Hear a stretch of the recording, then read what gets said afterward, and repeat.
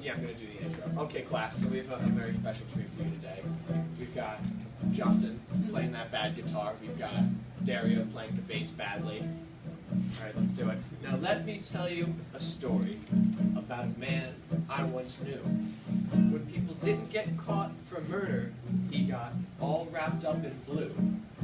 But he is quite the hypocrite, because he didn't even throw a fit when he turned out to be the baddest killer of them all.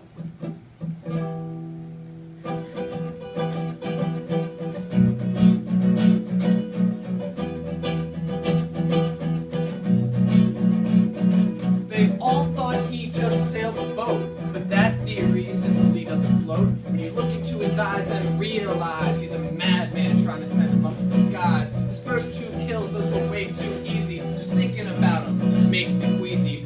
Poison from Austin, Mrs. Rogers too. The first 2 deaths in his murder queue. MacArthur's death should have clued them on, but lucky for Fred, he was already long gone. The murder weapon came right off his ship, a life preserver that did now drip with the blood of General MacArthur, now deceased.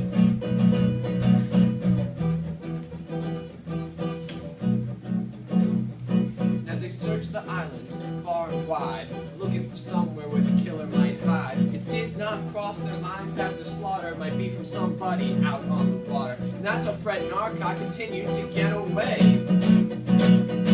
Well, Mr. Rogers, not the one in the sweater, he did not fare any better. Old Narracott knocked him in the neck, then quickly retreated to the poop deck. The island's guest still did not expect a thing. Brett said she smelled the ocean. Fred Narracott was the one causing commotion. A man on the boat, he should smell like the sea. Shouldn't smell like you, shouldn't smell like me. And that's who Emily smelled before she died. But Justice, the 5th to last one, he was killed by a bullet out of Lombard's gun. Fred was committing such a dastardly deed, he even tricked Vera with a little seaweed. If that didn't give away, I guess nothing could.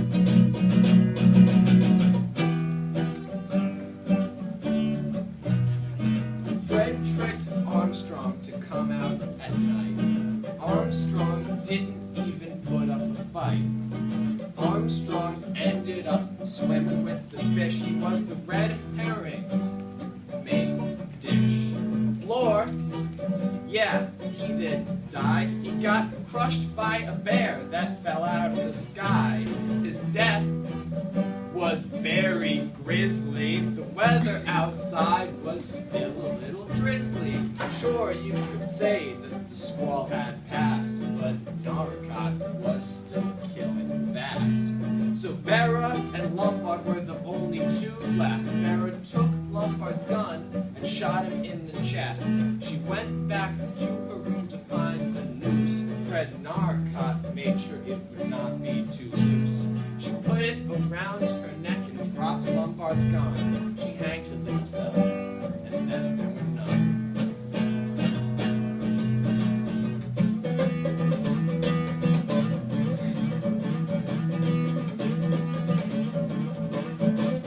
It was all part of Narracott's plan to write a letter in Wargrave's hand. They all think Fred is uninvolved. They all think that the mystery is solved. You might wonder how he made it through the storm, but he was the best sailor ever aboard. He's an expert with the rudder and the tiller. Fred Narracott is the killer. He's the killer. Yeah!